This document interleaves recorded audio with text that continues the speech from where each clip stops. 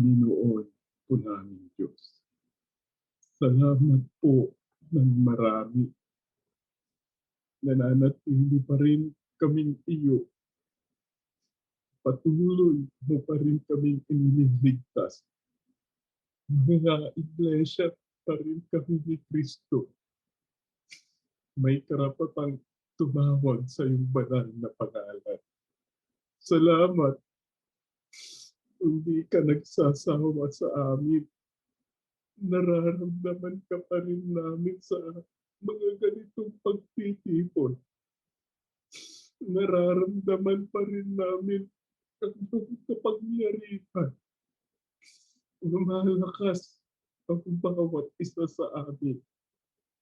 Salamat sa patuloy na mga kabutihang tinatanggap ng iyong mga lingkod. Mga biyayang patuloy mong ipinagkakaloob.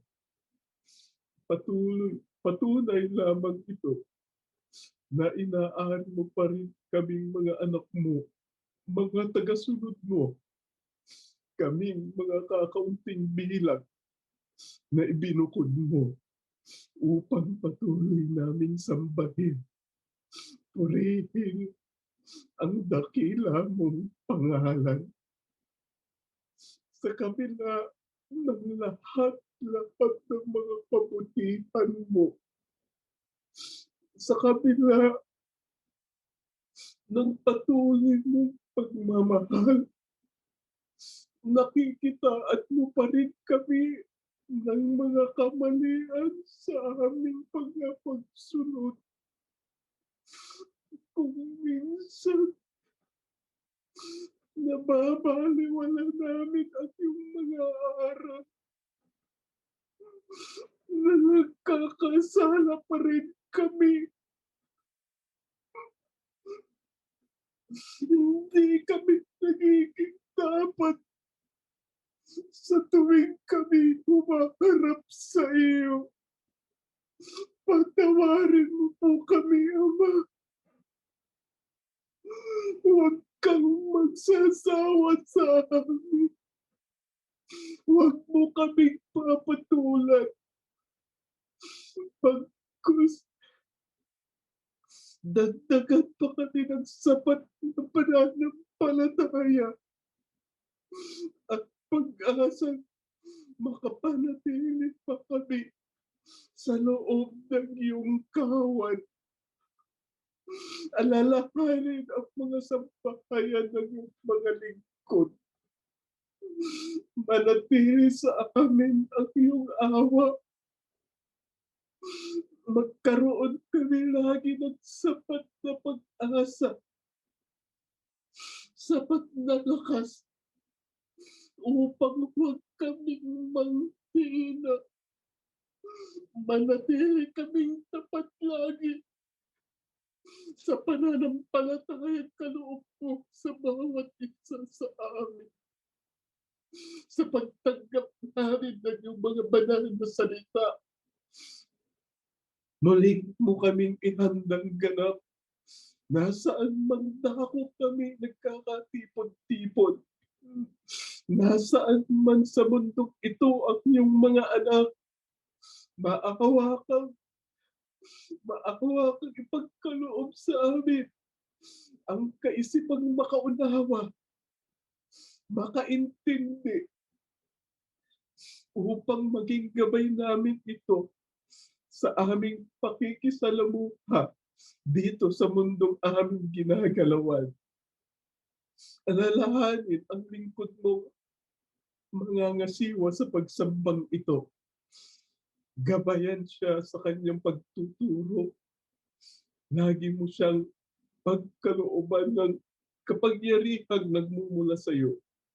Manatili siyang laging matatag na nangunguna sa bawat isa sa amin. Panginoon po namin Jesus, salamat sa mga kabutihan mo sa amin. Maawa kang patuloy mo kaming iugnay sa ating Diyos. Lagi mong ilapit sa Ama ang aming mga panalangin. Maawa ka rin panatilihin pa sa aming mga puso ang pag-iibigang magkakapatid. Ama naming Diyos, nagbabalik kami sa iyo. Nagpapasalamat kami. Nananatiling kapiling ka namin lagi, lalo na sa mga ganitong pagtitipon. Dalangin namin, huwag mo kaming iiwan sa gagawin naming pagsamba. Nagpatawad ka na rin sa aming mga pagkukulang at mga kasalanan. Ang lahat ay buong galang namin hinihiling at pinasasalamatan sa tanging pangalan ng aming Panginoong Jesucristo, dakila naming tagapagligtas. Amen. Mahal na kapatid, ng ating pong pag-aaralan ay ang sa leksyong inihanay ng kapatid na Eranio Manalo na may pamagat na ang wastong halimbawa ng pananampalataya at angkop na pamumuhay. May mga tao pong malakas ang loob na gumawa ng kasalanan. Sapagkat nakikita po nila ang masasamang tao ay nagtatamasa ng masaganang buhay at malawak na impluwensya o kapangyarihan. Ang iba naman ay natutusong gayahin ang masamang gawain ng mga taong nangunguna sa kanila. At kapag sila ay napuna at sinansala, ay sila ang kanilang nire-referensya. Kesyo, bakit si ganito? May tungkulin pa, ganun din ang ginagawa. Tama po ba na gawing dahilan ang masamang gawain ng iba upang gumawa na rin ng kasalanan? Pakinggan ninyo ang 3 Juan 1:11. Minamahal, huwag mong tularan ang masama. Sa halip, tularan mo ang mabuti. Sapagkat ang gumagawa ng mabuti ay sa Diyos. Ang gumagawa ng masama ay hindi pa nakakita sa Diyos. Tama po ba na gawing dahilan ang masamang gawain ng iba upang gumawa na rin ng kasalanan? Hindi po. Sabi ni Apostol Juan, huwag mong tularan ang masama. Pagka sinabing huwag, di ba bawal mga kapatid? Di ba huwag kang papatay? Huwag kang maglalasi. Bawal yan. Huwag kang magnanakaw. Ito naman, huwag mong tularan ang masama. Kaya bawal. Pag ginawa mo, pag tinularan mo ang masama, nagkakasala tayo. Sabi ni Apostol Juan, huwag mong tularan ang masama. Sa halip, tularan mo ang mabuti. Sapagkat ang gumagawa ng mabuti ay sa Diyos. Napansin ba niyo yun? Ang gumagawa ng mabuti ay sa Diyos. Sa makatwid, mga kapatid, sa panig nating mga lingkod ng Diyos, lalong hindi natin ito dapat gawin. Nagayahin ang maling gawa ng iba. Paano po kung ang gumagawa ng masama ay ang karamihan? Susunod na ba tayo? Exodo 23:2, ganito ang sagot. Huwag kang makikiisa sa karamihan sa paggawa ng masama o sa paghadlang sa katarungan. Paano po kung ang gumagawa ng masama ay ang karamihan? Susunod na ba tayo? Ang sagot ng Biblia ay napakalinaw. Huwag kayong makikiisa sa karamihan sa paggawa ng masama. Ano halimbawa? Ang sabi, sa paghadlang sa katarungan. Kaya kahit na marami yung gumagawa ng masama at kahit ikaw ay nag-iisa na lang na naninindigan sa tama, ay huwag kang maaakis na gumawa ng masama. Kung ang lahat ay sinungaling at ikaw ay nag-iisang naninindigan sa tama, sa katotohanan, huwag kang makikiayon sa kasinungalingan. Kaya mali na gamiting referensya ang masamang gawain ng iba. Kahit pa kaanib sa Iglesia ni Cristo. Kahit pa may mga kilala tayong mga kapatid na naglalasing, nagsusugal, nasasangkot sa katiwalian o korupsyon at iba pang masasamang gawa, hindi natin maaring idahilan at sabihin, kung nagagawa nila yun, bakit naman ako hindi? Hindi pwede. Anong inaasahan ng Diyos na panindigan natin? Ang sabi nga kanina, huwag mong tularan ng masama. Sa halip, tularan mo ang mabuti. Huwag kayong makikiisa sa karamihan sa paggawa ng masama. Paano po kung ang gumagawa ng masama ay ang nangunguna sa atin? Halimbawa, sa anumang organisasyon, sa anumang tanggapan, o sa anumang samahan. Ay di lalo na sa ating mga paglilingkod sa Diyos, sa isang relihiyon. Halimbawa, ang gumagawa ay yung opisyal, may tungkulin. O kaya ay ang ministro. Makatwiran na bang tularan ng masamang gawa? Kung ang gumagawa nito ay ang mga namumuno o ang namumuna, may tungkulin o ministro, pakinggan ninyo. Galatia 2:11. Subalit nang dumating si Pedro sa Antioquia, harap-harapan ko siyang sinaway, sapagkat maling-mali ang kanyang ginagawa. Ang nagsasalita rito, mga kapatid, ay si Apostol Pablo. Itong aklat na ating binabasa ay sulat ni Apostol Pablo sa mga Kristiyanong taga-Galacia. Binabasa natin ang 2:11. Ulit po natin. Subalit nang dumating si Pedro sa Antioquia, harap-harapan ko siyang sinaway, sapagkat maling-mali ang kanyang ginagawa. At gumaya naman sa kanyang ibang mga kapatid doon na mga Hudyo. Pati si Bernabe ay natangay ng kanilang pagkukunwari. Nang makita kong ang kanilang ikinikilos ay hindi ayon sa tunay na diwa ng magandang balita o ng mga aral ng Diyos, sinabi ko kay Pedro sa harap nilang lahat, kung ikaw na isang Hudyo ay namumuhay na parang hintil at hindi bilang Hudyo, bakit mo ngayon pinipilit ang mga hintil na mamuhay gaya ng mga Hudyo? Tanong, mga kapatid, makatwiran na bang tularan ang masamang gawa? Kung ang gumagawa nito ay yung mga taong nasa taas, sa itaas natin, mga nangunguna sa atin, sa paaralan, sa anumang tanggapan, o sa anumang samahan, ay di lalo na sa isang relihiyon o sa iglesia. May tungkulin, ministro. Hindi rin makatwiran na tularan kung ang ginagawa nila ay masama. Ano katunayan? Hindi kinonsinti ni Apostol Pablo ang maling ginawa ni Apostol Pedro sa isang pangyayari. Sipin niyo si Apostol Pedro, isang ministro. Kapwa-ministro ni Apostol Pablo, kapwa-apostol ni Apostol Pablo. Pareho silang namahala sa unang iglesia sa panahon nila. Pero hindi kinonsinti ni Apostol Pablo yung ginawang ni Apostol Pedro na masama. Ano sabi ni Apostol Pablo?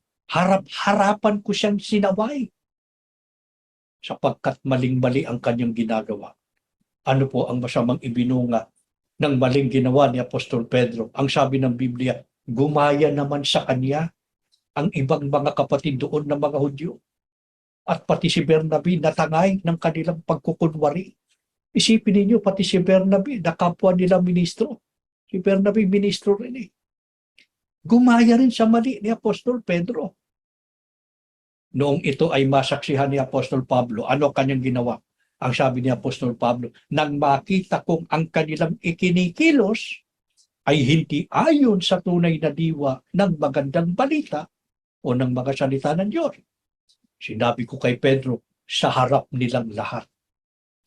Ibig sabihin, buong tapang, buong giting na sinansala ni Apostol Pedro o ni Apostol Pablo, si Apostol Pedro, sa harap ng mga kapatid.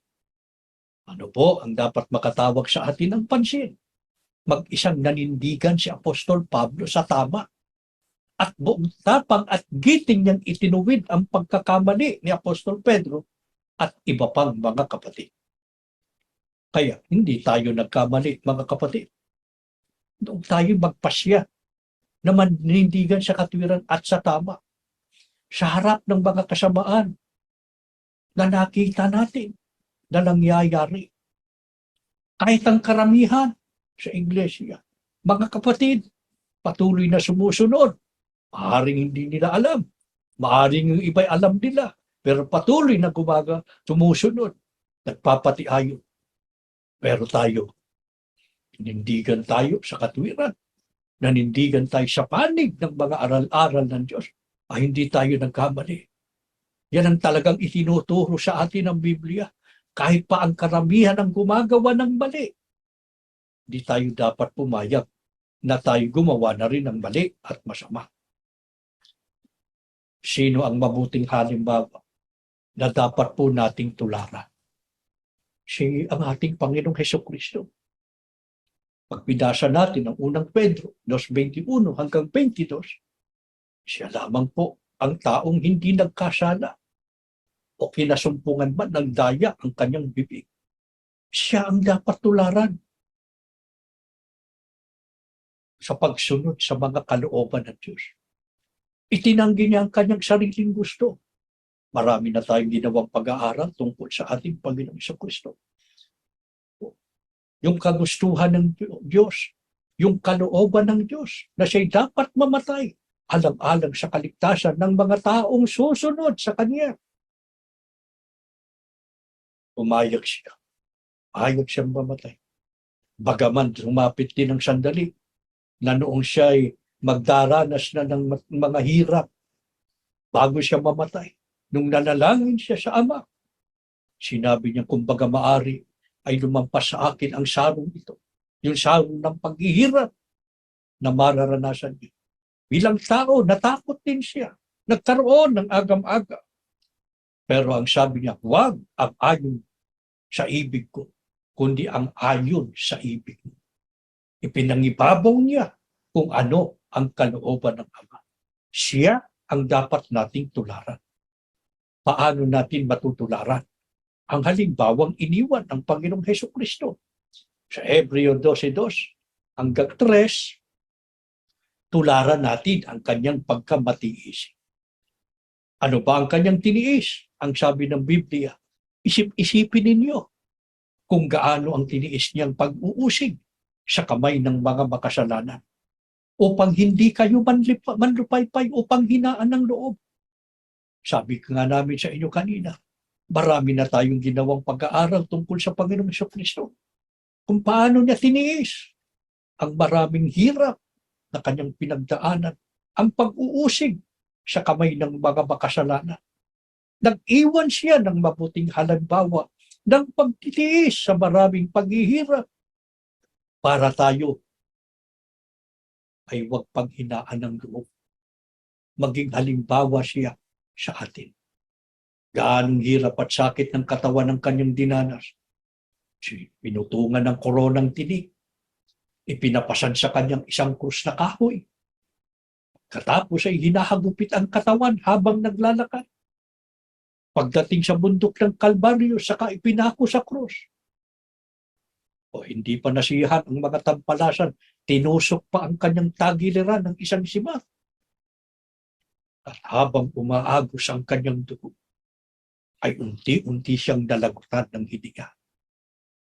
Mga kapatid, ano ang dapat nating matutunan sa dinanas ng Panginoong Hesukristo? Sa pagtulad natin sa Panginoong Hesukristo, ay hindi natin maiiwasang magdanas at magtiis ng labis na kahirapan at pagdurusa. Di ba yan ang ating nararanasan ngayon? Huwag nating dapat na ipagtaka. Higit pa riyan ang dinanas ng Panginoong Jesucristo at maraming mga naunang Kristiyano sa panahon ng mga apostol. Sino ang mga naging puwarang Kristiyano na tumulad sa Panginoong Jesucristo na nagdanas ng labis na kahirapan? Unang Tesalonica 1:6. Sinundan ninyo ang aming halimbawa at ang halimbawa ng Panginoon. Kahit dumanas kayo ng napakaraming paghihirap, tinanggap ninyo ang salita ng Diyos nang may kagalakan mula sa Espiritu Santo. Kaya't naging huwaran kayo ng mga mananampalataya sa Macedonia at Akaya. sapagkat hindi lamang ang salita ng Panginoon ang lumaganap sa Macedonia at Akaya sa pamamagitan ninyo. Ang inyong pananampalataya sa Diyos ay nabalita rin sa lahat ng dako. Kaya't hindi na kailangang magsalita pa kami tungkol dito. Ang tinutukoy ni Apostol Pablo ay ang mga Kristiyano sa Tesalonica. Ano ang patutuon ni Apostol Pablo tungkol sa kanila bilang tagapamahala nila noon? Ang sabi ni Apostol Pablo, sinundan ninyo ang aming halimbawa at ang halimbawa ng Panginoon. Paano? Kahit dumanas ang wika kayo ng napakaraming paghihirap, tinanggap ninyo ang salita ng Diyos nang may kagalakan mula sa Espiritu Santo. O hindi ba ganyan ang marami sa inyo, mga kapatid? Dumaranas man tayo ng maraming paghihirap ngayon, pero hindi lamang tinanggap natin ang salita ng Diyos, patuloy nating pinaninindigan ng may kagalakan. Ano ang ibinunga nito sa mga Kristiyano noon bilang mga kaanib sa iglesia? Sabi ni Apostol Pablo, kaya't naging huwaran kayo ng mga mananampalataya sa Macedonia at Akaya. Sa ano pa naging halimbawa ang mga kaanib sa Tesalonica? Ang sabi pa, ang inyong pananampalataya sa Diyos ay nabalita rin sa lahat ng dako. Kaya't hindi na kailangang magsalita pa kami tungkol dito.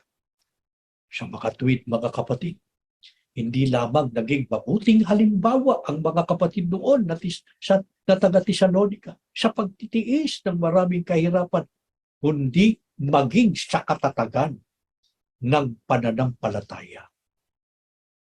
Ano ang katunayang natuto ang mga kapatid na taga Macedonia sa ipinakitang mabuting halimbawa ng mga taga Tesalonica?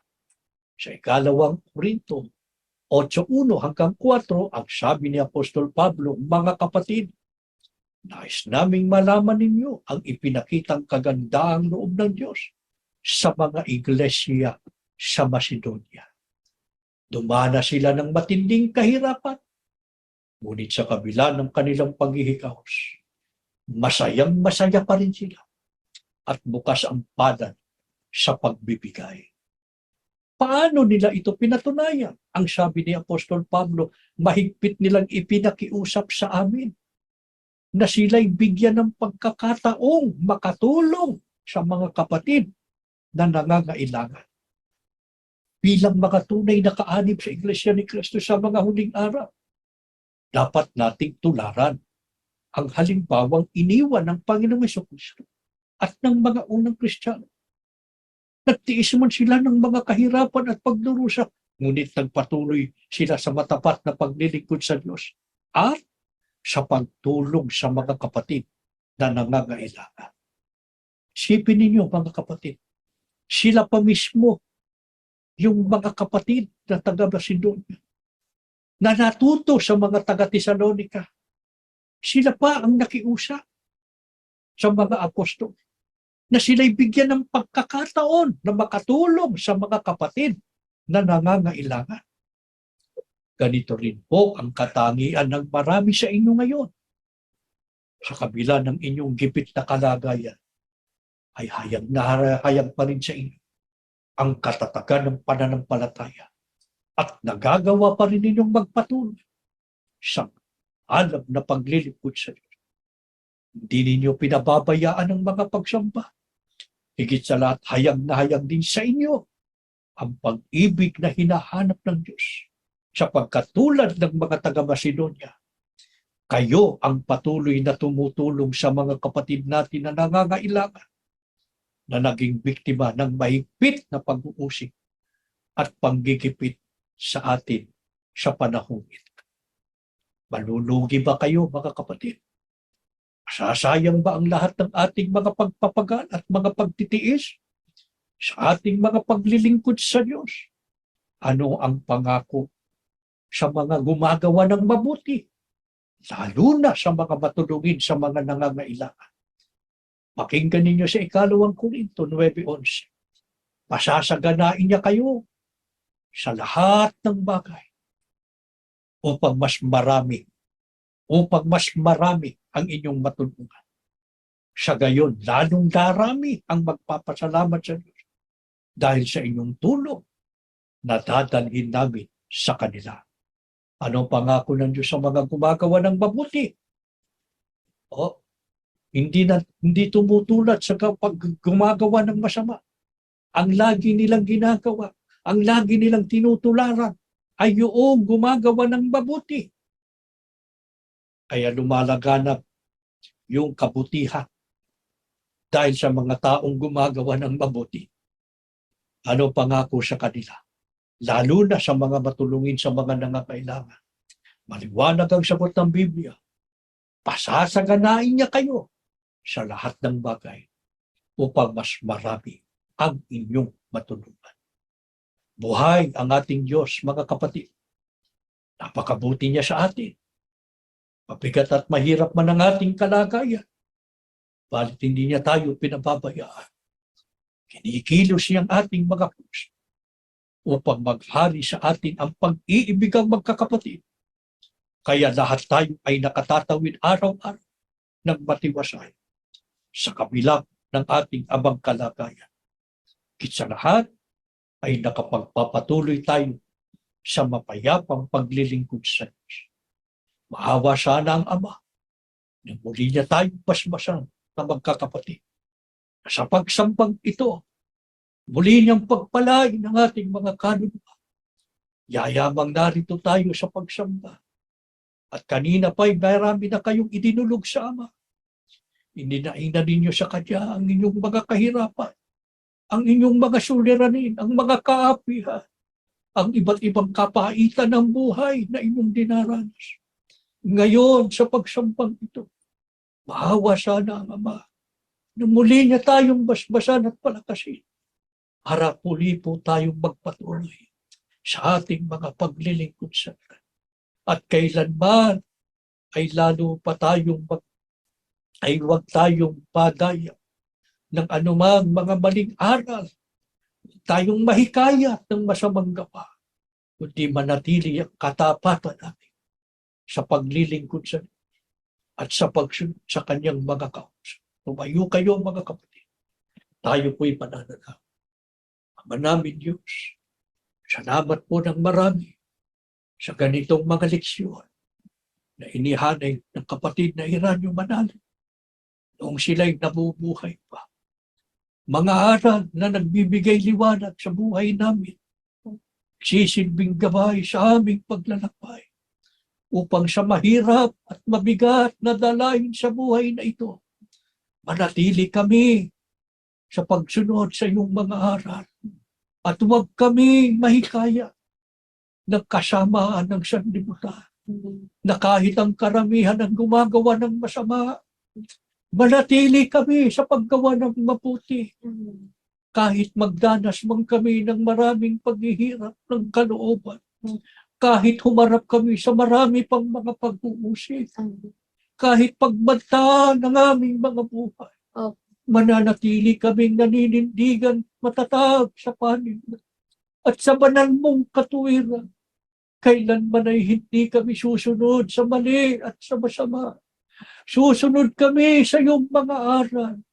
Paiilalim kami sa iyong kalooban at sa iyong mga katotohanan.